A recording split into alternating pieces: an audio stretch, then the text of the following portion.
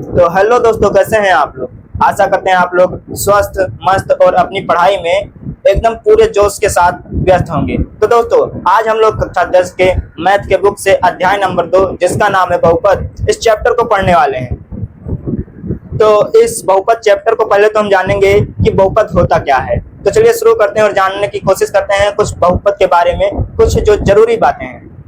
तो दोस्तों, यहाँ पर बहुपद को पढ़ने से पहले हम थोड़ी सी जानकारी ले लेते हैं। उसके बाद हम लोग इसी वीडियो में प्रश्नावली 2.1 को हल करेंगे। तो दोस्तों, यहाँ पर आप देख सकते हैं, बहुपद में हम सबसे पहले चर के बारे में पढ़ेंगे। तो यहाँ पर देखते हैं कि चर क्या होता है। तो दोस्तों, चर हमारा यानी कि जैसे x y z हो गया, चर वह होता है जिसका मान हमेशा बदलता रहता है। तो जैसे x है तो आप कभी कभी कह देते हैं x बराबर 1 हो गया, x बराबर 2 हो गया, x बराबर 10 हो गया, 15 हो गया, ऐसे भी y बराबर कह देते हैं। तो चर वह होता है जिसका मान बदलता रहता है, यानी कि आप चर का मान कभी भी बदल सकते हैं। उसके बाद चलते हैं अचर के पास। तो दोस्तों, अचर पद क्या होता है। अचर पद वह होता है जिसका मान कभी नहीं बदलता है। जैसे कि हमारा माइनस का 2 हो गया, माइनस का 7 हो गया, 11 हो गया, 6 हो गया, माइनस का 30 हो गया, माइनस का 1000 हो गया। तो दोस्तों, आप पहले तो ये बताइए, क्या आप -20 को ये कह सकते हैं कि नहीं नहीं ये -30 है। बिल्कुल नहीं कहेंगे, क्योंकि -20 जैसा लिखा जाएगा वैसा ही रहेगा। या फिर ऐसा तो नहीं कह सकते कि 11 को हम ऐसे लिखेंगे 12 बनाकर, ये तो 11 है नहीं, 11 को 11 की ही तरह लिखेंगे। तो दोस्तों, यही हमारा मतलब था कि अचर पद वह होता है जिसका मान कभी नहीं बदलता, उसे हम लोग अचर कहते हैं। तो यहाँ पर बात यह आती है कि आखिर में बहुपद क्या होता है। तो दोस्तों, बहुपद होता कुछ नहीं है, बस इन्हीं चर और अचर को मिलाकर एक व्यापक रूप बनाया जाता है, उसी को हम लोग बहुपद का नाम देते हैं। तो बहुपद को पढ़ने से पहले कुछ हम बहुपद के बारे में और जान लेते हैं कि बहुपद हमारे कितने प्रकार के होते हैं, या फिर कितने प्रकार के हो सकते हैं, या फिर इस अध्याय में हम लोग किस बहुपद को पढ़ने वाले हैं। तो यहाँ पर ध्यान दीजिए दोस्तों, यहाँ पर हम लोग सबसे पहले पढ़ेंगे रैखिक बहुपद। रैखिक बहुपद वह बहुपद होता है जिसमें चर राशि की अधिकतम घात 1 होती है। जैसे कि हमारा एक समीकरण ये हो गया 4x + 6। तो यहाँ पर जो हमारा चर है जिसका मान बदलता रहता है, अभी आपको हमने एग्जाम्पल में समझाया कि हमारा चर वह होता है जिसका मान हमेशा बदलता रहता है। जैसे कि x y z ABCD, या फिर और कुछ आवा सादा कुछ भी रख सकते हैं, तो उसको हम लोग चर राशि कहते हैं। तो यहाँ पर रैखिक बहुपद जिसमें चर राशि की अधिकतम घात 1 हो। अब आप लोग कहेंगे अधिकतम घात का मतलब क्या हुआ। जैसे हमारा मान लो x हो गया, इसके ऊपर जो घात लगाई जाती है 1, ऐसे घात लगा दीजिए 2, ऐसे 3 लगा दीजिए। तो इसकी किसी भी समीकरण में जो चर राशि की अधिकतम घात सबसे ज्यादा होगी उसी को हम बहुपद की घात कहते हैं। तो यहाँ पर वही बात कही जा रही है कि जिसमें चर राशि की अधिकतम घात 1 हो उसे हम लोग क्या कहते हैं, रैखिक समीकरण कहते हैं, रैखिक बहुपद कहते हैं। तो यहाँ पर उदाहरण के लिए 4x + 6, यहाँ पर देखिए ये हमारा x जो है ये चर राशि है, इसमें इसकी घात कितनी है, 1 लगी हुई है। जहां पर कुछ नहीं लगा होता वहां पर मतलब क्या होता है, 1 है। तो वहां ठीक उसी तरह देख लीजिए, यहाँ पर हमारा 6x है, इसमें जो हमारा चर है इसकी घात कितनी है, 1 है। यहाँ पर भी ये हमारा चर राशि, इसकी घात कितनी है, 1 है। इसका मतलब कि वह बहुपद जिसमें चर राशि की अधिकतम घात 1 लगी हो उसे हम लोग रैखिक बहुपद कहते हैं। तो यहाँ पर जो हमारा रैखिक बहुपद का व्यापक रूप होता है, जो रैखिक बहुपद का हमारा व्यापक रूप होता है, वहाँ उसको हम कुछ इस तरह लिखते हैं ax + b, जहां पर हमारा a और b ये अचर पद है। अचर पद का मतलब क्या समझे आप, जैसे 2 4 6 8 1 2 3 4 कुछ भी आप समझ लीजिए जिसका मान कभी नहीं बदलता। और जो x हमारा है, यहाँ पर x हमारा है, ये हमारा चर है। और जो ये हमारा a है, ये हमारा कभी भी बराबर नहीं हो सकता 0 के। क्योंकि अगर हम a को 0 कर देंगे, यहाँ पर a को 0 कर देंगे तो x + b बचेगा। तो किसी भी संख्या में 0 से अगर हम लोग गुणा करते हैं तो उसका मान 0 हो जाता है। तो यहाँ पर उसका मान 0 हो जाएगा, 0 + b हो जाएगा। तो यहाँ पर इसको हम लोग अचर माने थे। तो जब यहाँ पर कोई चर राशि है ही नहीं, तो आप बताइए क्या वह बहुपद रह जाएगा, बिल्कुल नहीं रह जाएगा। चलिए उसके बाद हम अगले बहुपद के बारे में पढ़ते हैं। तो अगला जो हमारा है वो है द्विघात बहुपद। क्या है, द्विघात बहुपद। इस पूरे चैप्टर में हम लोग द्विघात बहुपद के बारे में ही पढ़ने वाले हैं। ना हमें त्रिघात बहुपद पढ़ना है इस अध्याय में, और ना ही रैखिक बहुपद के बारे में पढ़ना है। तो इसके बारे में थोड़ा विस्तार से पढ़ते हैं। तो जिसमें चर राशि की अधिकतम घात 2 हो, जिसमें चर राशि की अधिकतम घात 2 हो। अब चर राशि क्या होती है? चर राशि अभी अभी हमने आपको बताया है कि चर राशि वह होती है जिसका मान हमेशा बदलता रहता है, जैसे कि एक्स वाई जेड। तो यहाँ पर जिसमें चर राशि की अधिकतम घात 2 हो, उसे हम लोग क्या कहते हैं? द्विघात बहुपद कहते हैं। उदाहरण के तौर पर आप लोग ये उदाहरण देख सकते हैं, जैसे 6x² प्लस का 7x प्लस का 2। तो यहाँ पर जो हमारा चर है यानी कि x है, इसमें इसकी अधिकतम घात कितनी है? 2 है। तो इसी को हम द्विघात बहुपद कहेंगे। यहाँ पर भी हमारा चर राशि है, लेकिन यहाँ पर अधिकतम घात नहीं है, ये न्यूनतम घात है जो कि 1 है। तो इसलिए वह चर राशि जिसमें चर की अधिकतम घात 2, उसे हम द्विघात बहुपद कहते हैं। तो द्विघात बहुपद का जो हमारा व्यापक रूप होता है वो कुछ इस तरह से लिखा जाता है, जैसे ax² plus bx plus c। जहां पर हमारा a, b और c अचर पद होता है। अचर पद मतलब नेचुरल नंबर या फिर पूर्णांक आप लोग कह सकते हैं। तो ये अचर पद हो जाते हैं, और हमारा ये जो है वो बराबर नहीं हो सकता 0 के, क्योंकि अभी अभी हमने आपको बताया अगर यहाँ पर हम इसे 0 कर देंगे तो यहाँ पर इसमें गुणा हो जाएगा 0 से, और ये पूरा का पूरा हमारा 0 हो जाएगा। उसके बाद ये जो बचेगा तब तो हमारा ये रैखिक बहुपद हो जाएगा। इसलिए ये हमारा कभी भी ये जो हमारा ये होता है ये कभी भी 0 नहीं हो सकता है द्विघात बहुपद में। उसके बाद हम चलते हैं त्रिघात बहुपद में। तो त्रिघात बहुपद वह होता है जिसमें चर राशि की अधिकतम घात 3 हो। क्या हो? जिसमें चर राशि की अधिकतम घात 3 हो, उसे हम लोग त्रिघात बहुपद कहते हैं। जैसे कि उदाहरण में देख सकते हैं x की घात 3 माइनस का 2x² प्लस का 5x माइनस का 7। तो इसे हम लोग क्या कहेंगे? जिसमें चर राशि की अधिकतम घात 3 हो, उसे हम कहेंगे त्रिघात बहुपद। एक उदाहरण आप लोग और देखिए, यहाँ पर 3x की घात 3 माइनस 5x का घात 2 माइनस 11x और माइनस का 3। इसे भी हम लोग क्या कहेंगे? त्रिघात बहुपद कहेंगे। तो इस अध्याय में आप लोगों को त्रिघात बहुपद के बारे में पढ़ना नहीं है, फिर भी जानकारी रखना जरूरी है। तो यहाँ पर जो हमारा त्रिघात बहुपद का व्यापक रूप होता है वो होता है ax की घात 3 bx का घात 2 प्लस cx प्लस d। जहां पर हमारा a b c d अचर पद होता है और a हमारा कभी भी 0 नहीं हो सकता है। अगर हम यहाँ पर 3 को अगर हम 0 कर देंगे तो ये पूरा का पूरा हमारा क्या हो जाएगा? 0 हो जाएगा। और जब 0 हो जाएगा तो हमारा केवल बचेगा 5x² माइनस का 11x और माइनस का 3। तब ये हमारा हो जाएगा द्विघात बहुपद, क्योंकि तब हमें चर राशि की अधिकतम घात केवल 2 प्राप्त होगी। इसलिए हमारा a कभी भी 0 नहीं हो सकता है। तो आशा करते हैं इतना आप लोगों को समझ में आया होगा।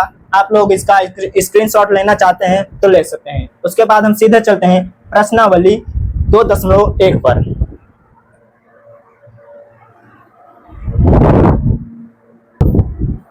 तो यहाँ पर प्रश्नावली 2.1 में हमारा जो पहला सवाल है उसमें हमें कहा जा रहा है कि किसी बहुपद px के लिए y बराबर px का ग्राफ नीचे आकृति 2.10 में दिया है। प्रत्येक स्थिति में px के शून्यकों की संख्या ज्ञात कीजिए। तो यहाँ पर जो हमारा पहला सवाल है इसे हम हल करते हैं, जो कि एनसीईआरटी के 2025 और 26 के सिलेबस में प्रश्नावली 2.1 में दिया गया है। तो चलिए अपने सवालों को हल करते हैं। तो अपने सवालों को हल करने से पहले हम थोड़ा सा जान लेते हैं कि हमारा रैखिक बहुपद और द्विघात बहुपद का ग्राफ कैसा होता है। तो हमारा रैखिक बहुपद होता है, रैखिक बहुपद ये जो होता है इसका ग्राफ जो है, इसका ग्राफ एक सरल रेखा होता है। क्या होता है? इसका ग्राफ होता है सरल रेखा होता है। सरल रेखा आप कहेंगे अब सरल रेखा कैसा होगा? तो यहाँ पर कुछ इस तरह से हम लोग एक चतुर्थांश बनाएंगे जिसमें इधर हमारा होता है x, इधर होता है x डैश, यहाँ पर होता है y और यहाँ पर होता है y डैश। तो जो हमारा यहाँ पर रैखिक बहुपद का जो ग्राफ होता है वह एक हमें सरल रेखा प्राप्त होता है कुछ इस तरह से। यहाँ पर जो हमारा ग्राफ होगा वह x अक्ष को जिस बिंदु पर प्रतिच्छेदित करेगा उसी को हम लोग शून्य कहेंगे। तो यहाँ पर हमारा जो सरल रेखा है एक्स अक्ष को एक ही बिंदु पर प्रतिच्छेद कर रहा है, इसका मतलब यहाँ पर हमारा शून्य केवल और केवल एक होगा और सरल रेखा में होगा। तो यहाँ पर आप लोग जान गए कि रैखिक बहुपद का ग्राफ एक सरल रेखा होता है। ठीक उसी तरह हमारा द्विघात बहुपद का ग्राफ कैसा होता है, देखिए द्विघात बहुपद, जो द्विघात बहुपद है उसका ग्राफ। तो द्विघात बहुपद का हमारा ग्राफ होता है कुछ इस तरह से। यहाँ पर हमारा हो जाता है y, यहाँ पर y डैश, यहाँ पर x डैश और यहाँ पर x। तो यहाँ पर जो हमारा द्विघात बहुपद का जो ग्राफ होता है वह हमें परवलयाकार प्राप्त होता है। कैसा प्राप्त होता है? परवलयाकार। अब कहेंगे आप लोग परवलया क्या होता है? परवलयाकार का मतलब जैसे आपका परवल नहीं होता है जो घरों में सब्जी बनती है, परवल जो कुछ इस तरह से होता है, जो कुछ इस तरह से देखने में होता है, तो इसी का आधा भाग जो हम लेंगे उसी को हम लोग कहेंगे परवलयाकार। तो परवलयाकार या तो ऐसे हो सकता है, या तो ऐसे हो सकता है, या फिर ऐसे हो सकता है, इसी को हम लोग कहते हैं परवलयाकार। तो अभी हमने आपको बताया कि हमारा ग्राफ एक्स अक्ष को जितने बिंदुओं पर काटेगा वही हमारा बहुपद का शून्यक हो जाएगा। तो यहाँ पर आप लोग देख पा रहे होंगे कि ये जो परवलयाकार हमारा जो ग्राफ खींचा गया है, यहाँ पर हमारा ये जो परवलयाकार ग्राफ है वह एक्स अक्ष को दो बिंदुओं पर काट रहा है, एक जगह यहाँ पर और दूसरी जगह यहाँ पर, इसलिए इसके शून्यक 2 होंगे। तो चलिए इसके बाद हम अपने सवालों को हल करते हैं। पहले इसे मिटा देते हैं।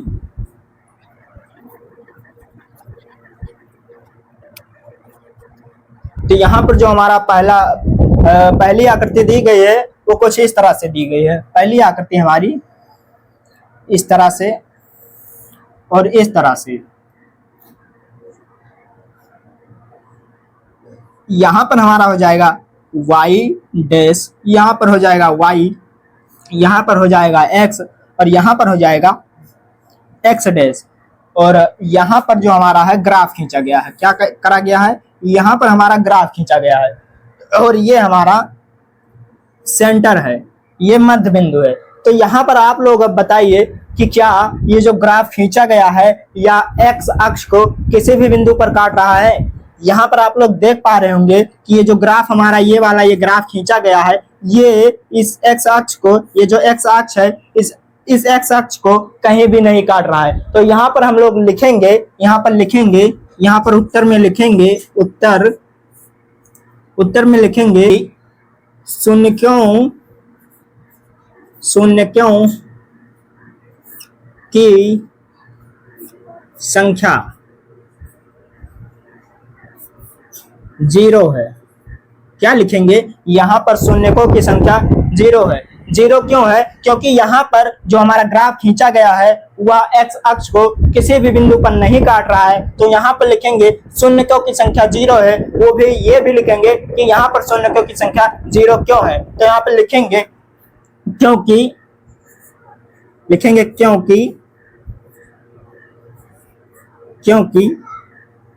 ग्राफ लिखेंगे, क्योंकि ग्राफ एक्स अक्ष, क्या लिखेंगे?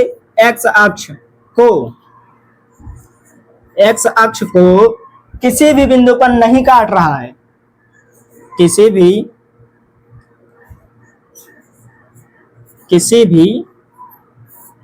बिंदु पर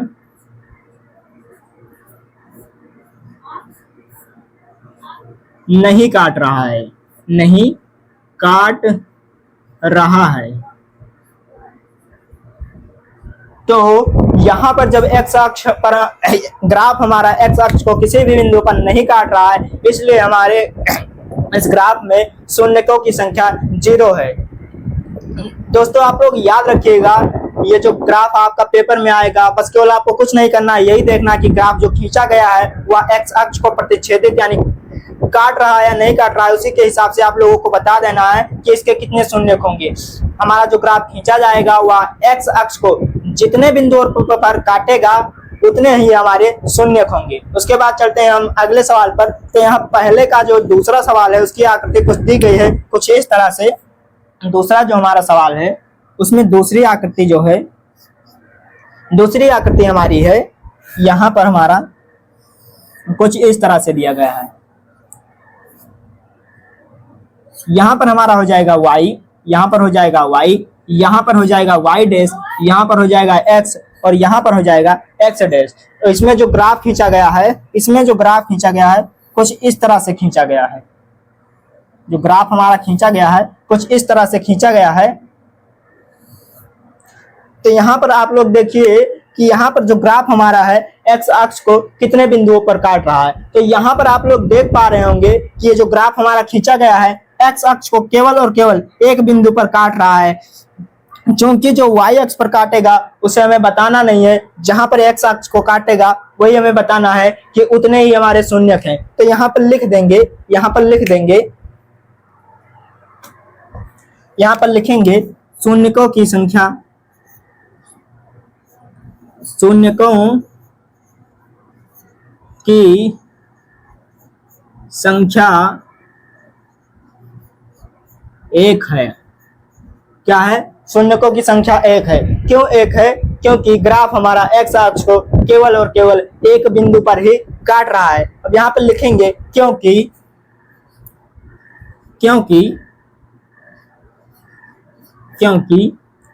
ग्राफ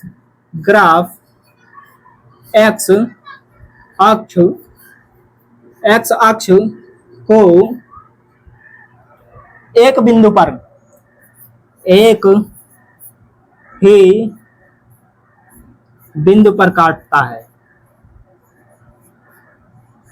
पर काट रहा है। तो यहाँ पर हमने लिख दिया कि शून्यकों की संख्या एक है क्योंकि ग्राफ हमारा एक्स अक्ष को एक ही बिंदु पर काटता है। उसके बाद चलते हैं अगले सवाल पर। उसके बाद जो हमारा अगला सवाल है उसकी आकृति कुछ इस प्रकार है और इसमें हमें क्या करना है, इसमें हमें शून्यकों की संख्या बतानी है। यानी कि इसमें हमारा जो ये पैराग्राफ यानी कि ये जो ग्राफ खींचा गया है इसमें हमारा एक ग्राफ एक्स अक्ष को कितने बिंदुओं पर काट रहा है, यही देखकर हम लोग बता देंगे कि शून्यकों की संख्या कितनी है। दोस्तों एक बात और गौर करिएगा कि यहाँ पर जो हमारा ग्राफ एक्स अक्ष को जितने बिंदुओं पर काटता है समीकरण में एक्स की पावर उतनी यानी कि घात उतनी ही होती है। तो यहाँ पर अभी हमने आपको बताया कि ग्राफ एक्स अक्ष को जितने बिंदुओं पर काटेगा उतने ही हमारे शून्यक होंगे। तो यहाँ पर देखिएगा, यहाँ पर एक जगह पर यहाँ पर काट रहा है और दूसरा यहाँ पर काट रहा है और तीसरा यहाँ पर काट रहा है। तो इससे हम कह सकते हैं कि शून्यकों की संख्या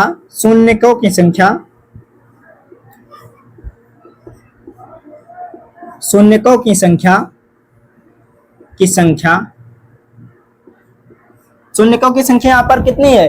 3 है, क्योंकि ये जो हमारा ग्राफ खींचा गया है या एक्स अक्ष को 3 बिंदुओं पर काट रहा है। तो यहाँ पर लिख देंगे शून्यकों की संख्या 3 है, क्योंकि ग्राफ एक्स अक्ष को 3 बिंदुओं पर काटता है, 3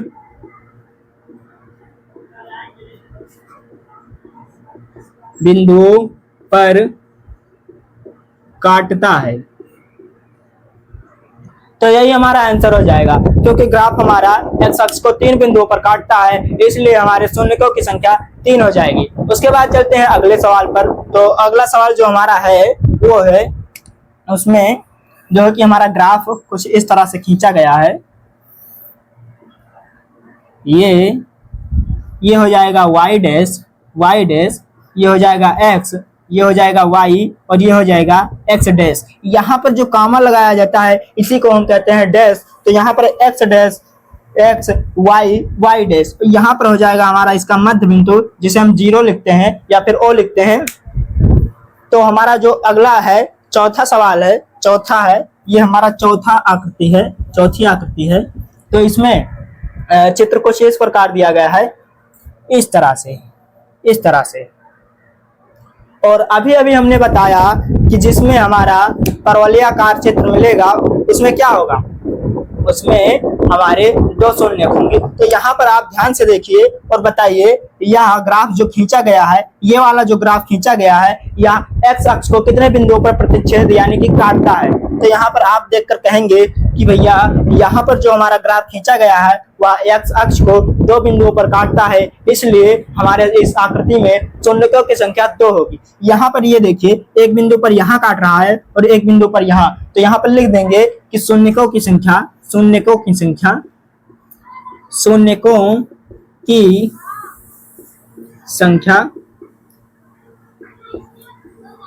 2 है। क्या लिखेंगे कि शून्यकों की संख्या 2 है। यहाँ पे लिखेंगे कि शून्यकों की संख्या 2 है और ये भी लिखेंगे कि क्यों यहाँ पर शून्यकों की संख्या 2 है। यहाँ पे लिखेंगे क्योंकि ग्राफ एक्स अक्ष को 2 बिंदुओं पर काटता है, 2 बिंदुओं पर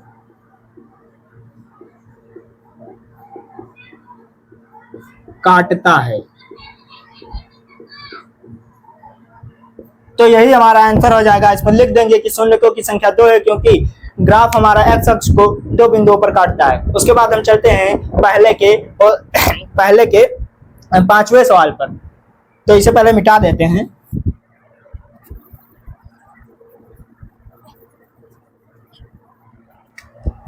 उसके बाद जो हमारा पहले का 5वां सवाल है,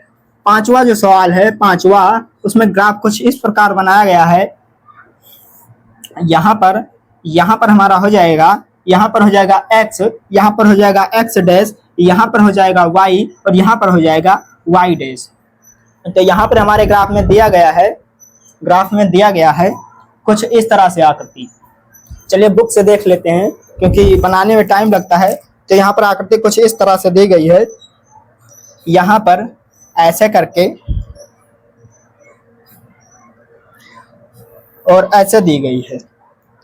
ये हमारी आकृति 5वीं आकृति में दिया गया है और इसमें हमको बताना है कि शून्यकों की संख्या कितनी है। अब शून्यकों की संख्या आप तुरंत देखते ही बता देंगे कि भैया यहाँ पर जो हमारा ग्राफ खींचा गया है, एक बिंदु पर यहाँ पर काट रहा है, एक यहाँ पर काट रहा है, एक यहाँ पर काट रहा है और एक यहाँ पर काट रहा है। यानी कि जो ग्राफ हमारा खींचा गया है वह एक्स अक्ष को 4 बिंदुओं पर काट रहा है, इसलिए हमारे इस ग्राफ में शून्यकों की संख्या कितनी होगी? 4 होगी। तो यहाँ पर हम लिख देंगे कि शून्यकों की संख्या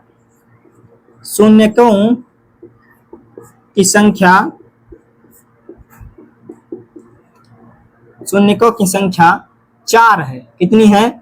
4 है। लिख देंगे कि शून्यकों की संख्या 4 है। क्यों 4 है वो भी लिखेंगे,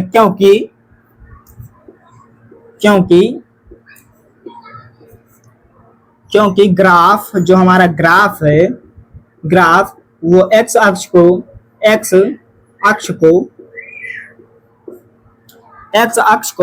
4 बिंदुओं पर काटता है। 4 बिंदुओं पर काटता है। तो यहाँ पर हमारे शून्यकों की संख्या 4 है क्योंकि जो हमारा ग्राफ खींचा गया है वह एक्स अक्ष को 4 बिंदुओं पर काटता है। उसके बाद हम चलते हैं अगले सवाल पर। तो अगली आकृति जो हमारी है, अगली आकृति यहाँ पर हमारा हो जाएगा x, यहाँ पर हो जाएगा x डैश, यहाँ पर हो जाएगा y और यहाँ पर हो जाएगा y डैश, यहाँ पर हो जाएगा वो, यानी कि मूल बिंदु इसे कहते हैं। तो इसमें आकृति जो हमारी है कुछ इस तरह से दी गई है। यहाँ पर ऐसे करके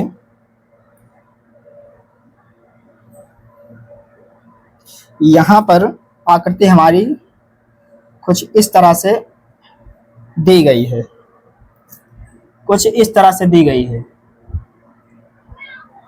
तो जो हमारी आखिरी सवाल का ये हमारे प्रश्नावली 2.1 का छठा और आखिरी सवाल है। तो इसमें हमें बताना है कि शून्यकों की संख्या कितनी है। ये छठा सवाल और प्रश्नावली का आखिरी सवाल है। तो इसमें आप लोग देख पा रहे होंगे कि ये जो हमारा ग्राफ खींचा गया है वह एक्स अक्ष को कितने बिंदुओं पर काट रहा है। यहाँ पर ध्यान दीजिएगा कि ये जो हमारा ग्राफ है यहाँ पर केवल छू कर जा रहा है, ना कि इसे पार करके ऐसे पार कर रहा है, बीच में कोई भी गैप नहीं है, इसलिए इसे हम एक ही बिंदु मानेंगे। तो यहाँ पर एक बिंदु ये हो गया, एक बिंदु ये हो गया और एक बिंदु ये, यानी कि ग्राफ हमारा एक्स अक्ष को 3 बिंदुओं पर काट रहा है, इसलिए यहाँ पर हमारे शून्यकों की संख्या 3 होगी। तो यहाँ पर लिखेंगे कि शून्यकों की संख्या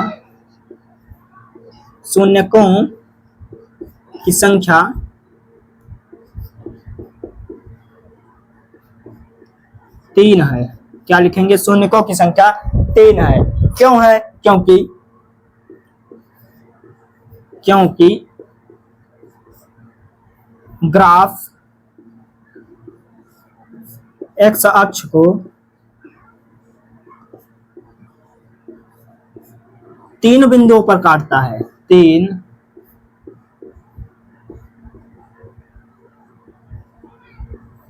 बिंदुओं पर काटता है। तो यहाँ पर हमने प्रश्नावली 2.1 के सारे सवालों को हल कर लिया है। यहाँ पर शून्यकों की संख्या 3 है, क्योंकि जो हमारा ग्राफ है वह एक्स अक्ष को 3 बिंदुओं पर काटता है, इसलिए शून्यकों की संख्या 3 है। तो यहाँ पर प्रश्नावली 2.1 के सारे सवालों को हमने हल कर लिया है। उसके बाद हम अगले वीडियो में मिलेंगे जो प्रश्नावली 2.2 के साथ आएगी।